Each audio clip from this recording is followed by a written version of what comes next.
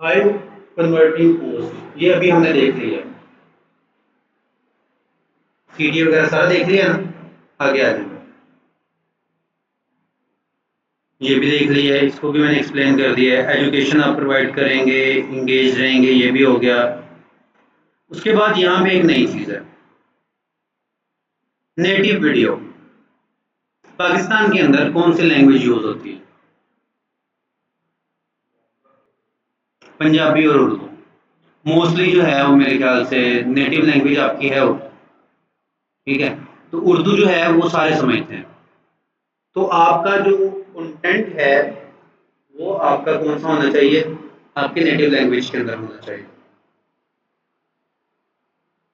तो यहाँ पे एक लाइन लिखी हुई है, रील्स और द किंग ऑफ रीच। देखिए, अगर आप कंपैरिजन करेंगे कि आपने एक ग्राफिक्स कुछ पोस्ट किए हैं, दूसरे एंड पे आप रील पोस्ट की है, तो आपको एक मेजर डिफरेंस जो है वो नजर आएगा दोनों पोस्ट के अंदर। अब आपकी जो रील है, यहाँ पे मैंने अभी टाइम भी पूछा था, तो 1 मिनट से नीचे की जो रील है या वीडियो है वो आपकी रील काउंट होती है। इससे ऊपर जाएंगे तो वो वीडियो के फोल्ड की जो कैटेगरी है उसके अंदर चली जाएगी, लॉन्ग वीडियोस के अंदर।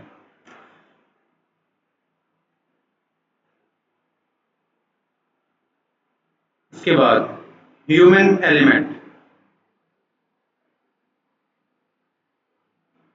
अब यहाँ पे जैसे कि आपको पता है, थोड़ा सा पीछे चले जाएं, ये तकरीबन 2 मंथ पीछे चले जाएं और अब तक,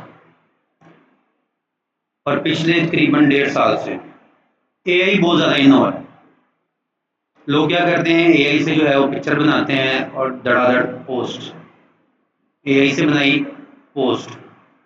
तो फेसबुक का एल्गोरिथम पागल थोड़ी है, उसको नहीं नज़र आ रहा कि एआई से क्या बना है क्या नहीं बना।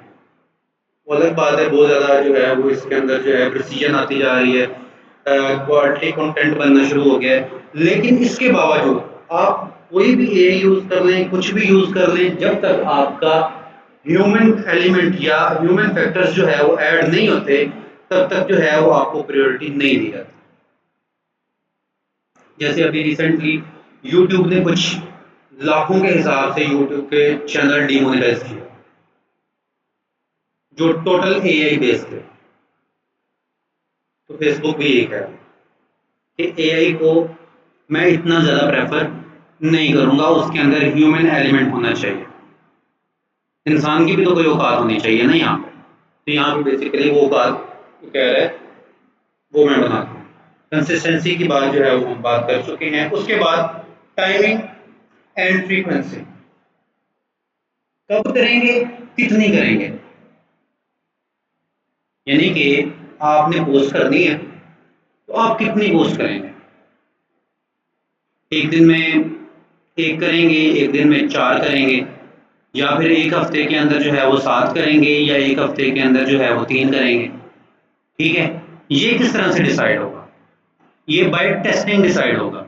जब हम जो है वो डैशबोर्ड को डिस्कस करेंगे, वहाँ पे एनालिटिक्स को जो है वो वॉच आउट करेंगे, तो उसके अंदर हम डिटेल के अंदर देखेंगे कि आप जब कोई कंटेंट पोस्ट करते हैं, आप कोई वीडियो पोस्ट करते हैं। अब यहाँ पे भी एक डिफरेंस आता है कि कुछ कैटेगरीज हैं, कुछ निशेस ऐसी हैं जिसके अंदर आपकी जो है वो वीडियोस को जो है वो ज़्यादा हाइप मिलती है, कुछ के अंदर आपकी पिक्चर्स को ज़्यादा मिलती है, कुछ के अंदर आपकी टेक्स्ट को देखने को मिलती है। तो वो कहाँ पे टेस्ट आउट होंगी? जब आप उसको पोस्ट करेंगे, उसका एनालिसिस करेंगे, उसके बाद उसको रिपीट करेंगे। ठीक है, और उसके बाद जो है जब आप कोई पोस्ट करते हैं तो उसके बाद आप उसको जो है उसका एनालिसिस करेंगे। एनालिसिस जो है वो बेसिक की है आपके सोशल मीडिया।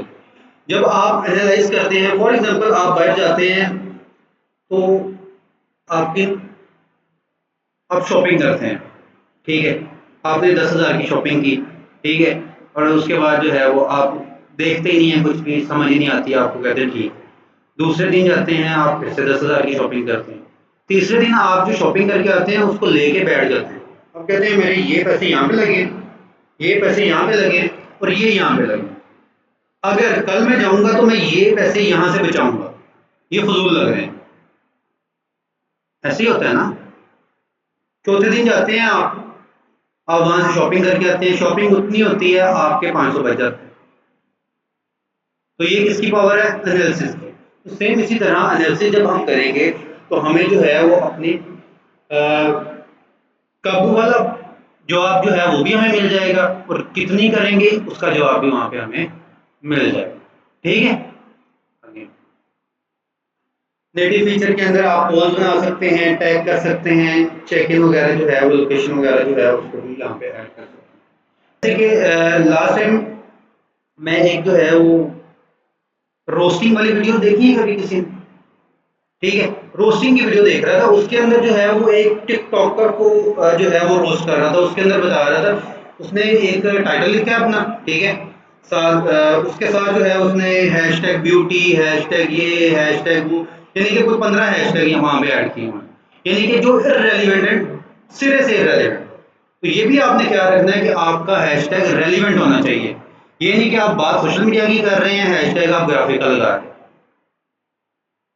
ठीक है, ये एक स्ट्रेटजी थी किसी दौर के अंदर, जब फेसबुक जो है वो हैशटैग्स को बहुत ज्यादा प्रायोरिटी देता था, कि आप जो है वो अपनी फील्ड के अलावा आप किसी को इनडायरेक्ट टारगेट करते हैं। जब यानी कि मैं जो है वो बेसिकली सोशल मीडिया मार्केटिंग करता हूं, तो मैं किसी ऐसे बंदे को जो है वो सोशल मीडिया मार्केटिंग के बारे में बताऊं जो कि सोशल मीडिया के साथ अटैच नहीं है, तो मैं उसको खींचने की कोशिश करूं। तो ये किसी दौर के अंदर कोई 10 साल पहले जो है ये स्ट्रेटजी यूज होती थी कि जानबूझ के गलत हैशटैग लगा दिए जाते थे कि हमारा जो टॉपिक है वहां पे शो हो। ठीक है, लेकिन आज के दौर के अंदर उसकी कोई वैल्यू नहीं। अभी जैसे मैं ग्राफिक्स के अंदर अगर कोई यूज करना चाहे, ग्राफिक्स के अंदर जो है वो पिक्चर कोई बना लें, एआई से बनवा लें, प्रॉम्प्ट दें एक सिंपल। आगे जाके मैं आपको इसके ऊपर एक हमारा कैनवा के रिलेटेड 2 लेक्चर दूंगा, ताकि आपको कोई ग्राफिक डिजाइनर अपनी पोस्ट के लिए, ज़ाती पोस्ट जो आपने बनानी है उसके लिए ग्राफिक डिजाइनर से रब्ता ना करना पड़े। ठीक है, पैसे ना दें हमें उनको। तो 1-2 लेक्चर दूंगा, उसके अंदर मैं आपको प्रॉम्प्टिंग, पोस्ट रेडी करना, सारा ए टू ज़ेड सारा बता दूंगा। कैनवा यूज करेंगे आप, जेमिनी वगैरह यूज करेंगे, फ्लो वगैरह यूज करेंगे, उसके लेनार्डो है, मल्टीपल एआई जो है वो टूल्स हैं जिनको आप यूज करके इजीली अपनी पोस्ट बना सकते हैं। अगर क्लाइंट के लिए काम करवाना है उसको कि भाई पैसे दें, डिजाइनर से करवाएं। स्टार्टिंग के लिए आपके लिए जो है ये सारी चीजें